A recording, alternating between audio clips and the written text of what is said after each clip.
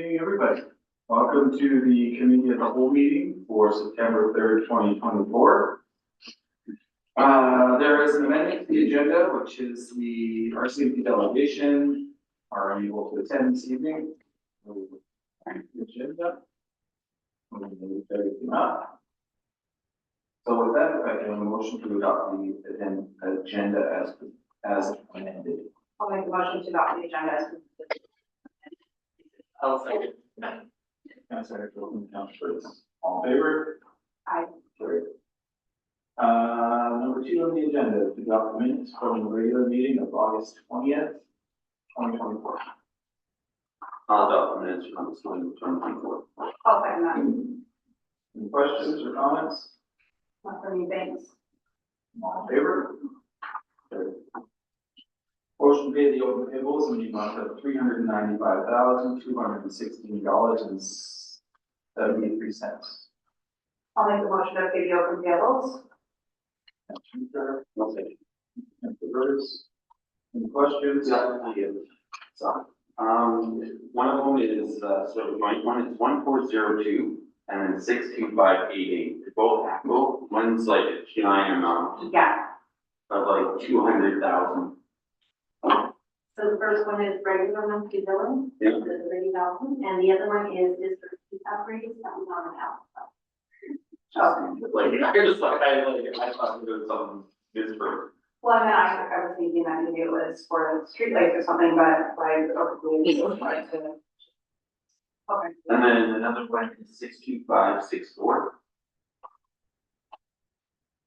That was also a capital budget, some replacement parts for the program. 62571. That is, Jordan Stackhouse company for that. 62582. That's the last payment for the public waste problem. That's all. Do you have some details for what those ACO upgrades were? Like see it for? Or are you asking me to provide some details? That's a big money. Just like to see exactly what that was. Yeah. There are a lot of details to it, so. Any other questions for the open bills? Not for me, thanks. All in favor? Carried. Next on the agenda, we have GCA Strategies, Bell Mobility, and Northwest Health Services. As a request, or not a request, let me read the letter. It's from a call him management consultant for Bell Mobility. I'm reaching out to you on behalf of the client, ICE Wireless, Indigenous majority-owned company. The functioning of our economy is based on free and fair competition to ultimately protect the consumer and provide them with the best possible services, emergency and non-emergency. This is essentially true in the telecommunications industry as set by the guidelines of the Canadian Telecommunications Act. Bell Canada is fully owned subsidiary, and Northwest Tel has a long-standing practice of limiting fair competition and thus proper services in northern communities by restricting Aristels and ICE Wireless digital majority-owned company full access to their lines. Specifically, by refusing to provide telecommunications services in accordance with their tariffs. Bell Canada and Northwest Tel continually violated Section 25(1) of the Telecommunications Act. In addition, these tariff violations subjected Tel to unjust discrimination, and thus Bell Canada and Northwest Tel violated subsection 27(2) of the Telecommunications Act. There are several real-world implications, and as stated by the Yukon Premier Blanche Palais in the Canadian Press. An emergency situations, reliable cell phone service can be a matter of life and death, and Bell needs to live up to the obligations mandated by the CRTC and G-Better. Attached is a letter from the CEO of Erlistel, Sam Bishop, explaining the situation in more detail. Additionally, we attached a letter of support which we would appreciate if you could sign and send to parties highlighting in the letter to support so that the Canadian Radio, Television and Telecommunications Commissioner seriously look into this matter. We welcome a meeting to discuss further, so please let us know what would be best for you. Jim? Okay. Any discussion, comments, support? As much as I would love to start ourselves in competition, I don't think it's our business to get involved with other people's business deals.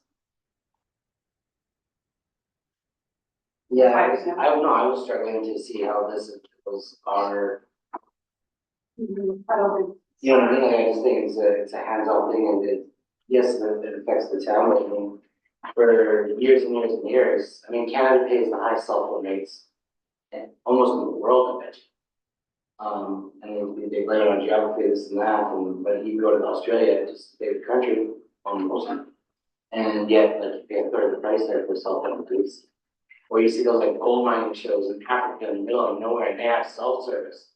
You go 7 kilometers out of town, it's no secret that like our cell service could be a little better. But like it's dogs, beaches and dumps, that's what municipal government is for.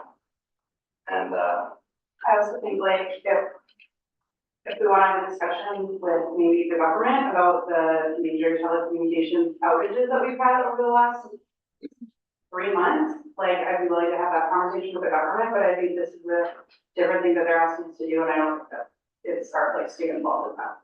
I'm looking at Councilor Angela. To me, it seems like cell service wanting part of the Northwest Tel service, right? And I don't think it has anything to do with municipal service. Northwest Tel has had horrible service, but I think this request is different. I agree with you guys, so if we want to make a motion to not accept or not send a letter to that, or we don't need anything, it will just pass, just carry on. Yeah, I don't think we should like not respond at all, but maybe we should respond to like we feel that this is not in our Mandate, yeah. or however, if you'd like to come see council, we'll discuss this further and respond to us. No, because we won't change it. Thank you. Oh, sorry, this doesn't fall under the mandate of the municipality. Okay. Yeah, and it doesn't matter who owns it, that's, I feel like that also. It's like, Okey-dokey. Thank you very much. Next on our agenda, we have CAO Bergeron. Sure, please. I do an update on projects around town. So the Norfolk project, they're completing the final grading of Cantina Way, with that work expected to be done early this week. Work is continuing on the water line installation of and road work is scheduled to start on Della Trail late this week. Once then the crew will move to Keene and we'll finish up the year on Frank Trail. For the rec center scoping, this work is progressing with the final report scheduled for mid-September. Administration and YE have started working on funding applications through the Federal Green and Inclusive Community Building Program. This funding provides up to $25 million, and the application deadline is October. For the community hall renovation, the kitchen renovation. The tender cost review provided a Class A estimate of $1.5 million for the renovation, which is $800,000 less than the submitted bid by Lavastone. Administration will bring this item back to council in next Tuesday. For the HVAC program or project, design continues with tenders currently anticipated to be published in November or December. Then the work would be completed by the spring and summer of 2025. Boiler replacement has been added to the scope of work for the admin and LLC building. We received 65% design documents for review, and this project is currently on track. For the dry hydrant project, administration is researching funding options to be presented to council later. Francis Avenue update. The lot development is complete. City contracting is currently completing road construction with final capping and leveling.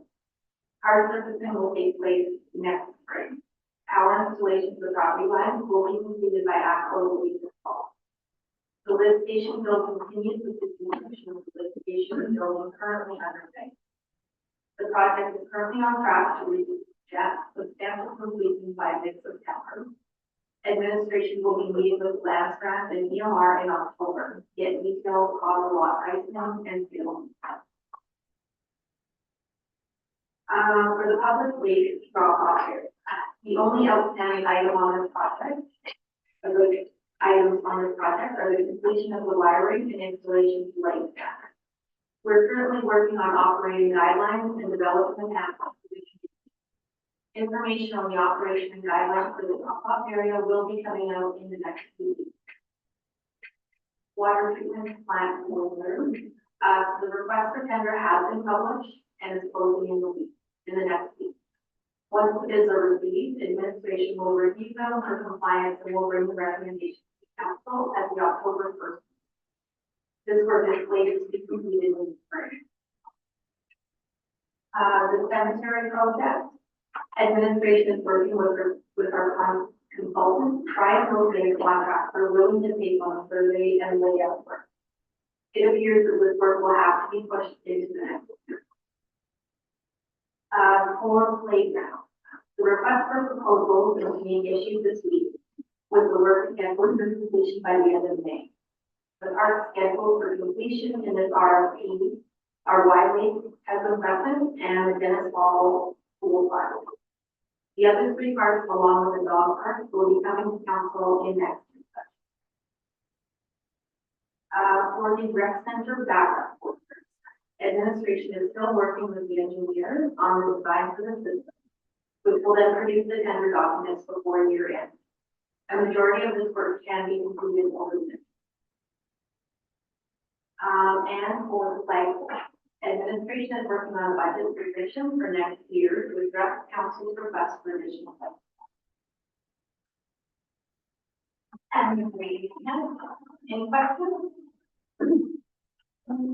This is on the topic, for the backup boilers at the rec center, can we also add, well, maybe in this year's budget, maybe next council should not only look at backup boilers, but also a backup generator to run said boilers. I mean, backup boilers are great, you still have power.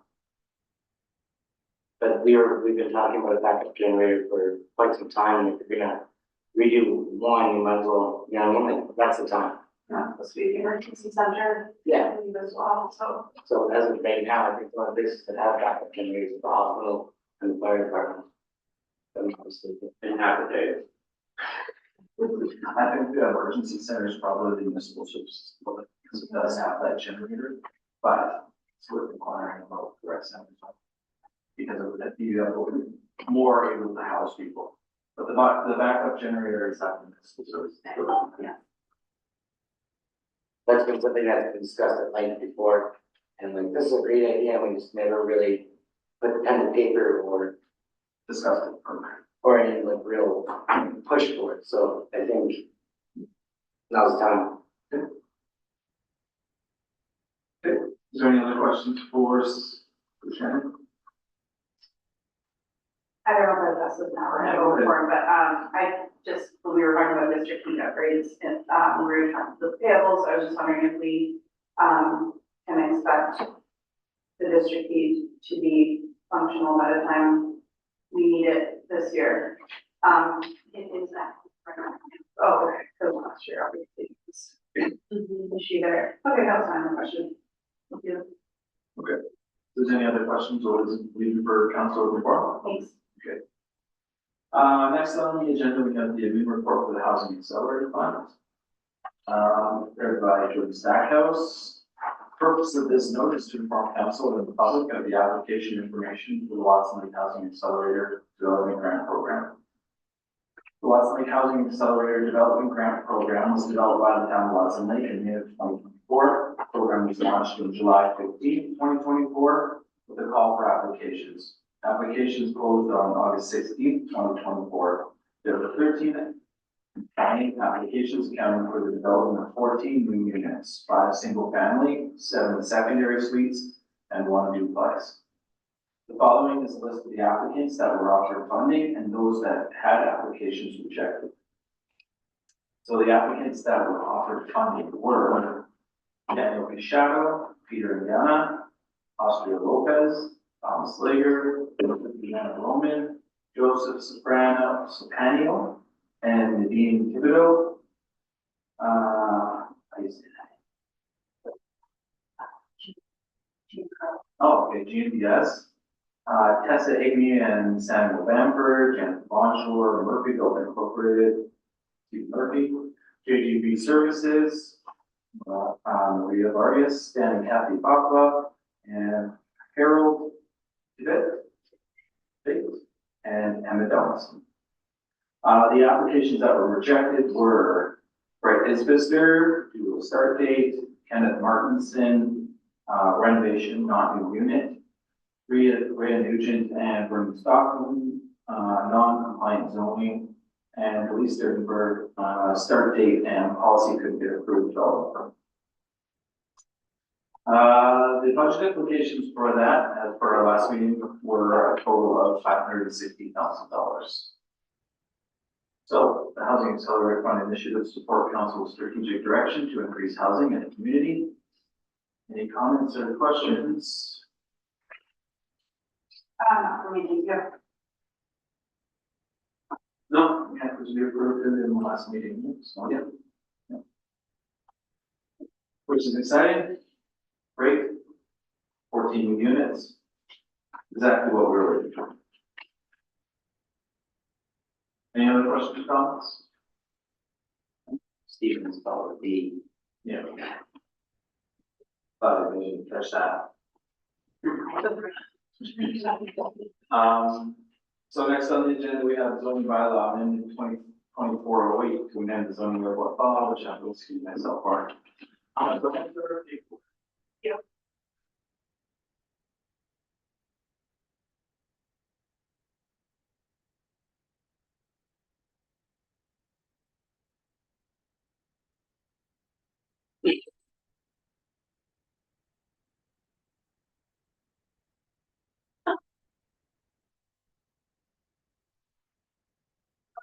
So, draft zoning amendment.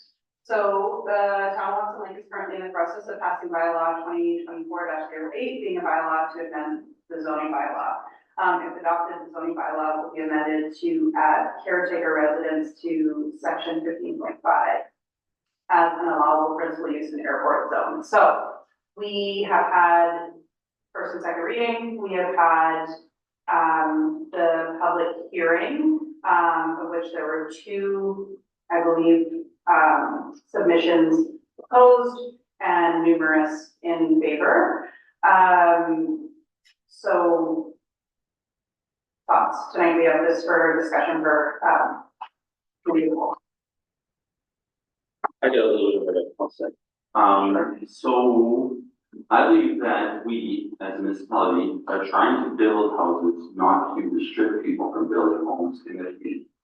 The Carlsons, a longtime resident of Watson Lake, are asking us to amend the zoning bylaw to allow caretaker homes in the airport zone. By doing so, it will allow the municipality to collect taxes and provide housing long-term in the community. In my opinion, they have shown me through the support of the locally based owners that they will help supply the business with security and dock maintenance, as well as have housing for employees and customers.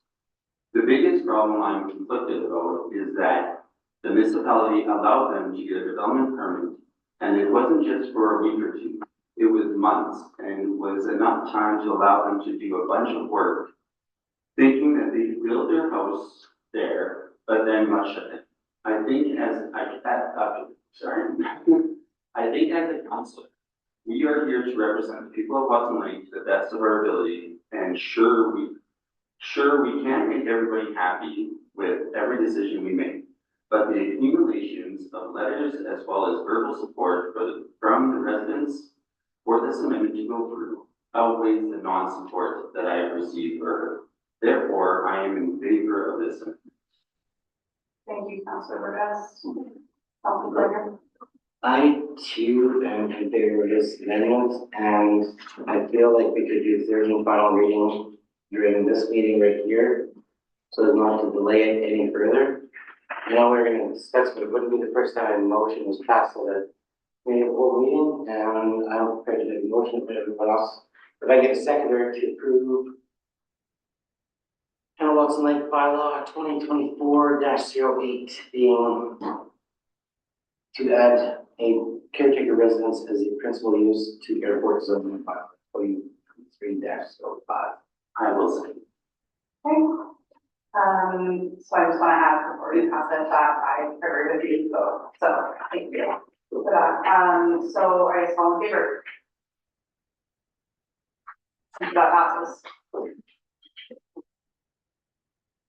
So, We could let Chris back in. Yeah, I'll let you. No. Okay. thank you.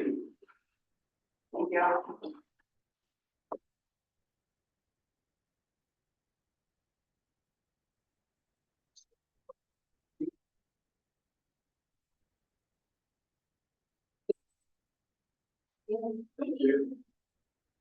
Okay, number 8 on our agenda is the proclamation for prostate cancer awareness. We have a letter submitted to us to ask for support. Joanna, all right, so I'll just read this letter from Shelley Burke.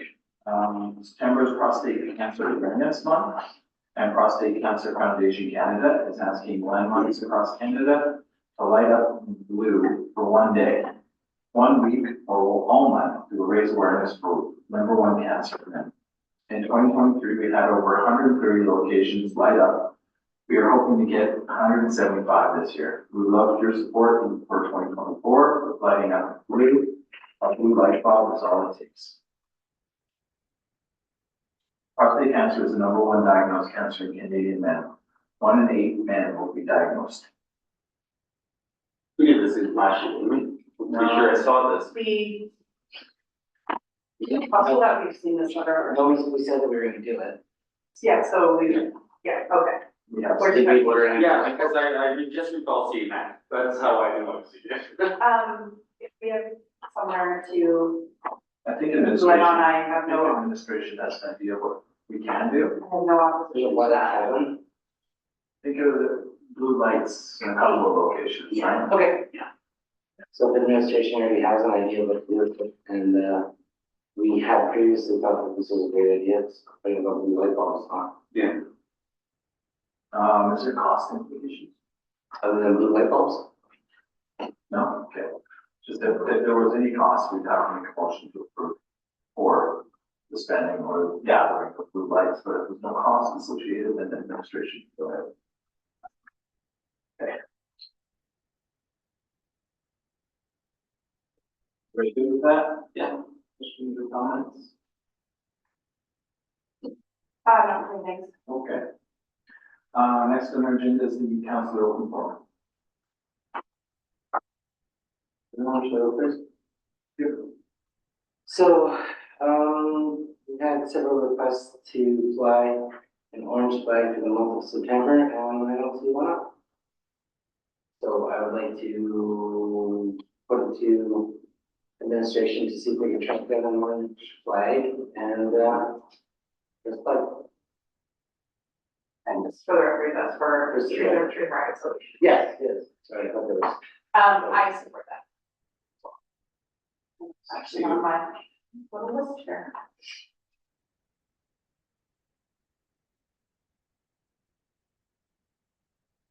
And then one last thing, we have any details that we're allowed to share about the Visitors Information Center and the possible lease renewal? Or we would- Okay, Nothing's been decided. that's it for me. So I just had a question about the district heat that I already asked, and I was also gonna mention the play. My only other thing is just a reminder of my request for a budget consideration for, rejuvenation of our Welcome to Watson Lake signs.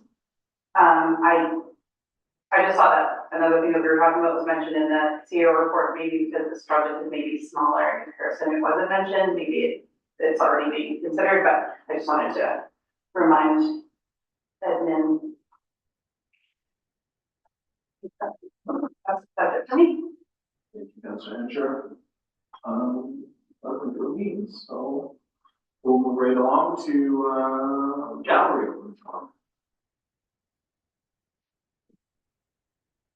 Don't all jump over once. Go ahead. I just want to say how nice the Bellevue subdivision looks when they went, cut all the willows down in the ditches. That just makes it look tidy and looks really good. And it's nice to look at the ditches when you're trying to avoid the big potholes, so.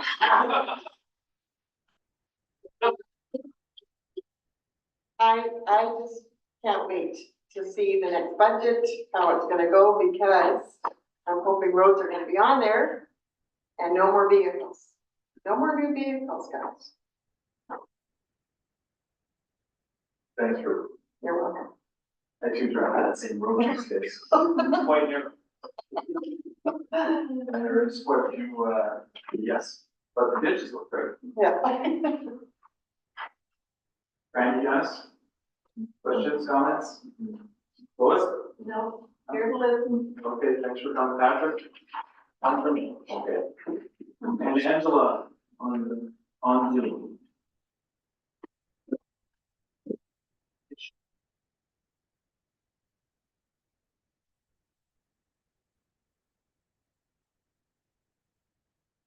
Wait 1 second, Angela.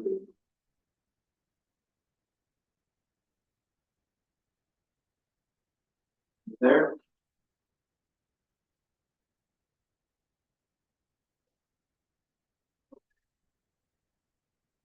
So that'll end council for the gallery open forum. We have no in camera, so Motion to adjourn. thank you, Council. I'll second. Council Hunter, all in favor? Carried. Thank you all for coming.